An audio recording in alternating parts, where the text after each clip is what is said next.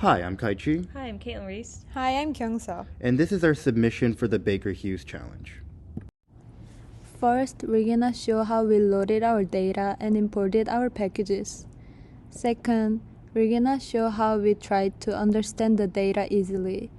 Third, we're gonna show how we organized and cleaned our data. Fourth, we're gonna show how we analyzed and visualized our data. And for the final, we're gonna talk about the summary.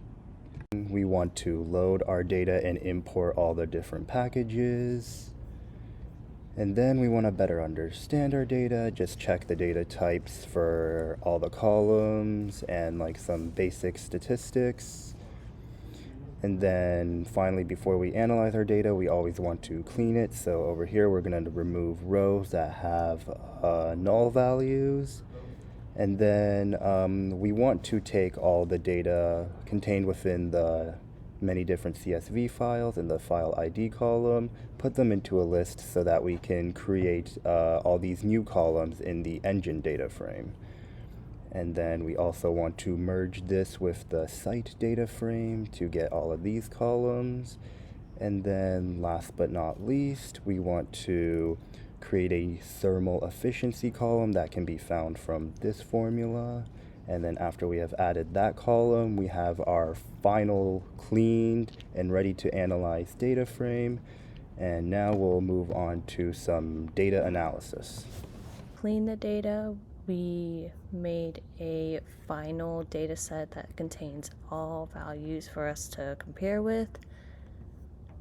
First, we start with thermal efficiency and compare it to fuel flow, CO2 emissions, and power output to understand the correlation between them. And for all of them, thermal efficiency has a pretty decent correlation. However, compressor speed and power output have the most correlation with thermal efficiency. We can also make note of how CO2 compares with elevation. In this case, it's a negative correlation. As elevation goes up, the amount of CO2 emissions go down. So any plants that are located in lower level areas will tend to have less CO2 emissions in the atmosphere. It's also worth to make note with the correlation of thermal efficiency and fuel flow. Typically, we would expect a negative correlation because in the thermal efficiency equation, fuel flow is at the bottom. So typically indicates as this goes up, this is decreasing because this turns into a smaller fraction. But we see that opposite expected output in the fuel flow graph. Assume based on that, top 3 companies will have lower thermal efficiency, while the bottom 3 companies will have higher thermal efficiency.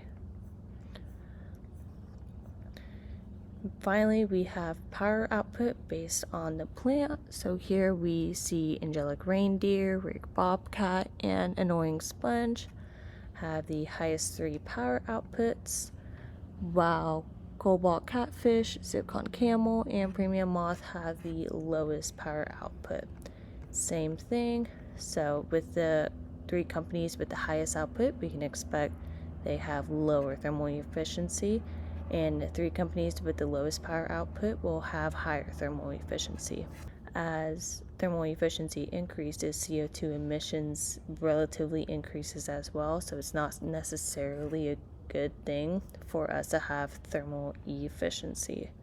So any of these companies that have lower thermal efficiency are going to be the ones we're going to look at for less CO2 emissions.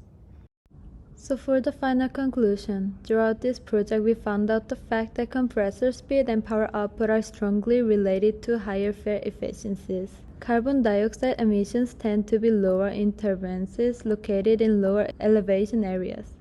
Currently, it seems that gas turbine plants with high power and compressor speed are unable to generate energy at a way that reduces carbon dioxide emissions on the environment.